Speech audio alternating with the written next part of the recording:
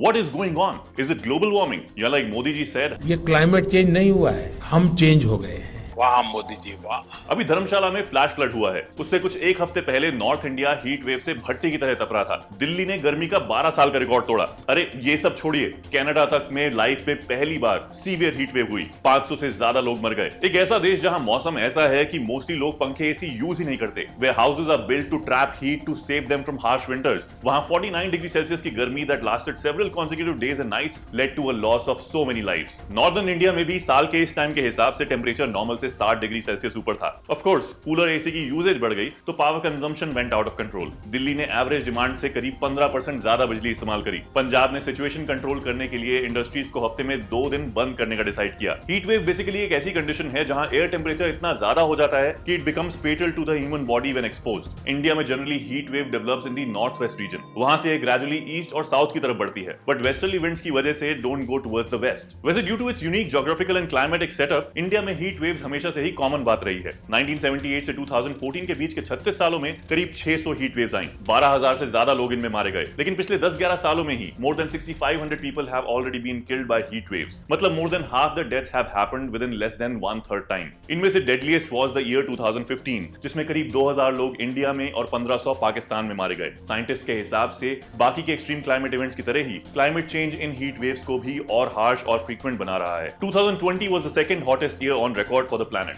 2019 third hottest था and 2016 the hottest. In fact, the 10 warmest years on record have all occurred since 2005 and 7 out of these warmest 10 years पिछले 7 साल थे। Well, मैं क्या बता रहा हूँ, we are all now personally witnessing more and more of these extreme weather events. Experts की सुने तो this was expected और ये सब और बढ़ने ही वाला है। 27 साइंटिस्ट की एक टीम के हिसाब से ह्यूमन कॉज क्लाइमेट चेंज ने एक्सट्रीम हीट होने के चांसेस 150 गुना बढ़ा दिए हैं। कनाडा में इतनी गर्मी was much more than any of the previous records. Scientist का मानना है कि ये एक बड़े क्लाइमेट शिफ्ट की वजह से हो सकता है, something that we still don't know about. Industrial revolution से पहले this kind of temperature in late June in Canada would have never happened. और अभी भी जब Earth is warming up, for these Canadian cities, so much heat is a once in a millennium kind of event. लेकिन अगर अब धरती का temperature 0.8 degree Celsius भी बढ़ता है, तो ऐसे once in a millennium heat wave events हर 5 से 10 साल में होंगे। और जिस रेट पर कार्बन एमिशंस होती आ रही हैं, ऐसा अगले 40 से 50 सालों में हो जाने वाला है। IPCC के हिसाब से हमारी धरती इंडस्ट्रियल रेवोल्यूशन से अब तक ऑलरेडी 1 डिग्री सेल्सियस गर्म हो चुकी है। 2040 तक मोस्टली हम 1.5 डिग्री सेल्सियस हिट करने वाले हैं, which is a threshold as per IPCC's latest report. So basically और ज्यादा लगने वाली है। हमारी करीब 60% जनता एग्रीकल्चर में है। They can't escape the heat by staying indoors. बाकी पॉपुलेशन भी मोस्टली डेंसली पॉपुलेटेड सिटीज में रहती है, without regular access to ACs. फिलहाल इंडिया में सिर्फ 5% घरों में एसी हैं, as compared to 90% in the US and 60% in China.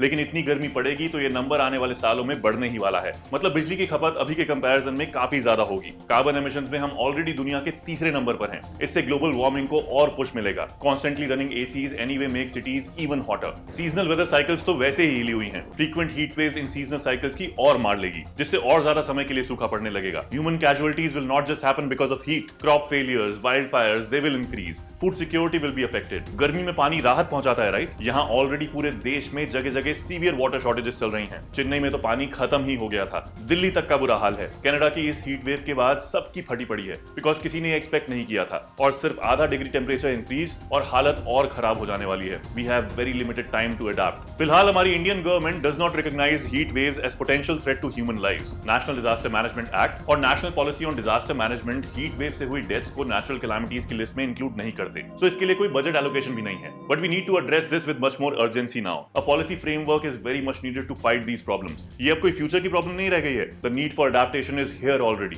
Carbon emissions को ड्रास्टिकली कम करना पड़ेगा। It's not a choice anymore. Tell me in the comments below what you think. ये सब क्यों हो रहा है? And like and share this video with as many people as possible.